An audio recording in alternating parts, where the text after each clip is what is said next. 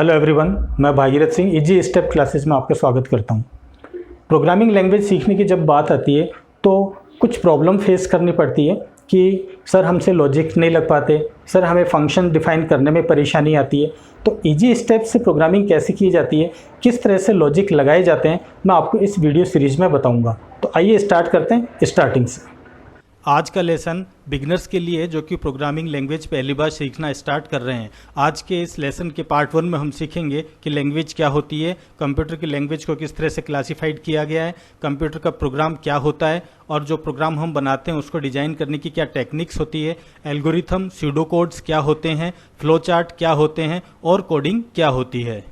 Language एक system होता है कम्युनिकेशन करने के लिए। अगर हमें किसी पर्सन से बात करनी है, उससे अपनी थॉट्स या फीलिंग्स बतानी है, तो हम किसी न किसी लैंग्वेज को काम में लेते हैं। हर लैंग्वेज का लिखने का अपना एक तरीका होता है, उसमें कुछ सिंबल्स, कैरेक्टर्स और कुछ रूल काम में लिए जाते हैं। इसी तरह से कंप्यूटर से अगर हमें कम्युनिकेट करना हो तो हम कंप्यूटर की किसी लैंग्वेज में प्रोग्राम बनाते हैं, वो लैंग्वेज प्रोग्रामिंग लैंग्वेज कहलाती है। जनरल लैंग्वेज की तरह कंप्यूटर की लैंग्वेज में भी कुछ प्री डिफाइंड रूल्स होते हैं, लिखने के कुछ तरीके होते हैं, कुछ सिंबल्स और कैरेक्टर्स काम में लिए जाते हैं, उनको हम उस लैंग्वेज के सिंटेक्स रूल्स कहते हैं। जब भी हम कंप्यूटर में कोई प्रोग्राम बनाते हैं तो जिस लैंग्वेज में प्रोग्राम हम बना रहे हैं उस लैंग्वेज के सारे सिंटेक्स रूल हमें फॉलो करने होते हैं। कंप्यूटर लैंग्वेज को 5 जनरेशन में डिवाइड किया गया है। First generation, second generation, third generation, fourth generation, fifth generation. First generation language में हम मशीन लैंग्वेज काम में लेते थे। कंप्यूटर एक ही लैंग्वेज समझता है और वो है मशीन लैंग्वेज। इस मशीन लैंग्वेज में प्रोग्रामिंग करने के लिए 01 और 01 की फॉर्म में प्रोग्राम को लिखा जाता था, इसलिए ये प्रोग्रामिंग लैंग्वेज बहुत ही मुश्किल होती थी। कंप्यूटर से कोई टास्क करवाने के लिए मशीन लैंग्वेज में कोई भी प्रोग्राम लिखते थे, उन इंस्ट्रक्शंस को कंप्यूटर एग्जीक्यूट करता था। सेकेंड जनरेशन में हम असेंबली लैंग्वेज को काम में लेने लगे थे। इस असेंबली लैंग्वेज में इंग्लिश की एब्रिविएशंस यानी छोटे छोटे शब्द, जैसे ऐड करना हो तो ADD लिख दिया, मल्टीप्लिकेशन करना हो तो MUL लिख दिया। इस तरह छोटे छोटे सिंबल्स काम में लेने लगे, जिससे प्रोग्रामिंग करना थोड़ा आसान हो गया।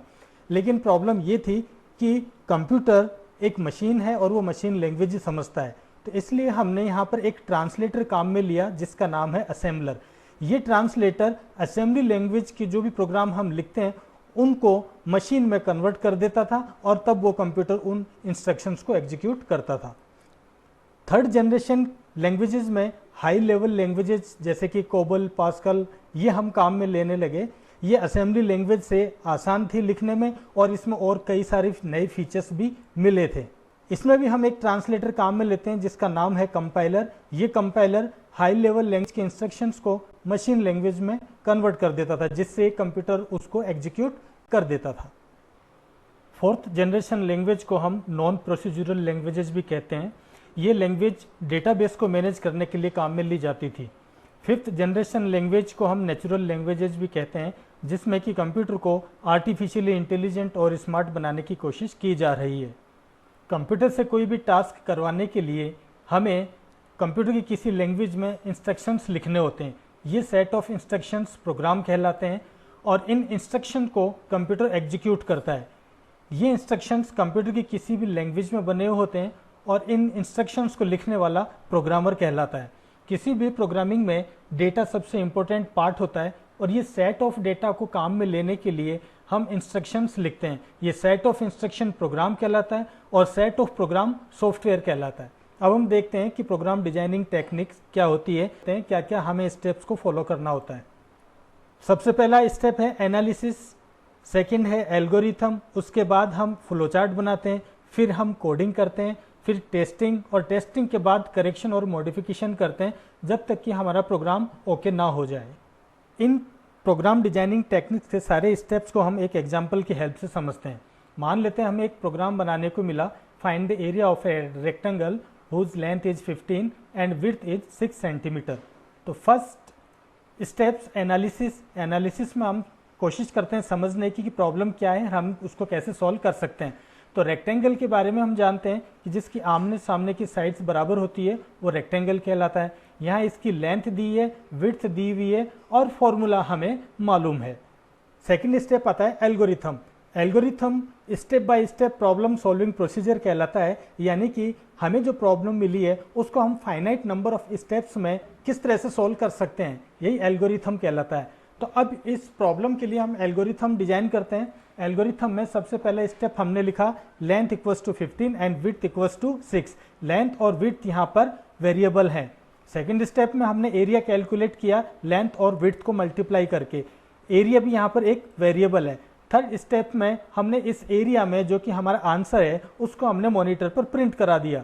और फोर्थ और लास्ट स्टेप है एग्जिट, यानी हमारा एल्गोरिथम पूरा हो चुका है। इस एल्गोरिथम को बनाने में हमने किसी भी स्पेसिफिक लैंग्वेज के सिंटेक्स को काम में नहीं लिया है। इसमें जो कंपोनेंट्स हमने काम में लिए हैं ये कंपोनेंट्स स्यूडो कोड्स कहलाते हैं, क्योंकि इन कंपोनेंट्स को या इस एल्गोरिथम के स्टेप्स को हम किसी भी प्रोग्रामिंग लैंग्वेज में इंप्लीमेंट कर सकते हैं।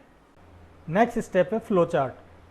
प्रॉब्लम को सॉल्व करने के लिए जो स्टेप्स हमने लिखे हैं, अगर उन स्टेप्स को हम डायग्राम के रूप में रिप्रेजेंट कर दें तो ये कहलाता है फ्लो चार्ट। फ्लो चार्ट के ऑपरेशंस को कुछ सिंबल्स में रिप्रेजेंट किया जाता है। ये सिंबल्स होते हैं, पहला है टर्मिनेटर जो स्टार्ट और स्टॉप बटन के लिए काम में लिया जाता है। एक फ्लो चार्ट में एक ही स्टार्ट और एक ही स्टॉप बटन हो सकता है।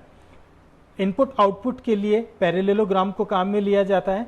प्रोसेसिंग के लिए रेक्टेंगल को काम में लेते हैं। डिसीजन या कंडीशन के लिए रोम्बस को काम में लिया जाता है। प्रोग्राम के फ्लो को बताने के लिए फ्लो लाइंस, और अगर एक पेज में हमारा फ्लो चार्ट नहीं आ रहा है या फ्लो चार्ट के किसी पार्ट को हम अलग से डिफाइन करना चाहते हैं तब हम कनेक्टर्स काम में लेते हैं। तो हमें जो प्रोग्राम बनाना है उसका फ्लो चार्ट बनाने के लिए सबसे पहले हम स्टार्ट बटन काम में लेंगे। इसके बाद में असाइनमेंट करेंगे length equals to 15 width equals to 6 जो गिवन है। फिर एरिया में हम आंसर निकालेंगे लेंथ और विड्थ को मल्टीप्लाई करके, और इस एरिया में आंसर जो आया है उसको हम मॉनिटर प्रिंट कर देंगे, प्रिंट एरिया, और लास्ट में लिख देंगे स्टॉप। तो ये हमारा फ्लो चार्ट बन गया हमारे प्रॉब्लम को सॉल्व करने के लिए। प्रोग्रामिंग का सबसे इंपॉर्टेंट पार्ट होता है कोडिंग। कोडिंग यानी कि जो एल्गोरिथम में हमने स्टेप्स लिखे हैं उन स्टेप्स को कंप्यूटर की किसी लैंग्वेज में लिखना ही कोडिंग कहलाता है। और कंप्यूटर की जिस लैंग्वेज में हम कोडिंग कर रहे हैं उस लैंग्वेज के हमें सारे सिंटैक्स रूल फॉलो करने होते हैं। यहाँ पर हमने जो एक एग्जाम्पल लिया है कि हमें एरिया निकालना है, तो उसका प्रोग्राम हम सी लैंग्वेज में बनाएंगे। तो अभी हम सी लैंग्वेज में प्रोग्राम बनाना नहीं सीख रहे हैं, हम सिर्फ उस प्रॉब्लम को सॉल्व करने के लिए एक प्रोग्राम बना रहे हैं। सी में प्रोग्राम कैसे बनते हैं उनको हम आगे आने वाली इस वीडियो में डिटेल में स्टडी करेंगे। तो सी लैंग्वेज में सबसे पहले हमें कुछ फाइल्स इंक्लूड करनी होती है। इसके बाद वॉइड मेन एक फंक्शन होता है जिसमें प्रोग्राम का एग्जीक्यूशन होता है। ये जो करली ब्रैकेट हैं इसके अंदर स्टेटमेंट्स लिखे जाते हैं। सबसे पहले हमने और वेरिएबल डिक्लेयर कर दिए, वैल्यू असाइन कर दी। उसके बाद में हमने आंसर एरिया में निकाल लिया लेंथ और विड्थ को मल्टीप्लाई करके, और जब आंसर आ गया तो प्रिंटफ फंक्शन के थ्रू हमने उसको मॉनिटर पर प्रिंट करा दिया। गेट सीएच भी एक फंक्शन है। इन सब के बारे में हम आगे आने वाली वीडियोज में पढ़ेंगे। ये जो प्रोग्राम हमने बनाया है ये सोर्स कोड कहलाता है। इस प्रोग्राम फाइल को हमने एक नाम दे दिया, मान लेते हैं power.c। सी लैंग्वेज में हमने ये प्रोग्राम बनाया इसलिए हमने इसका एक्सटेंशन का नाम है .c।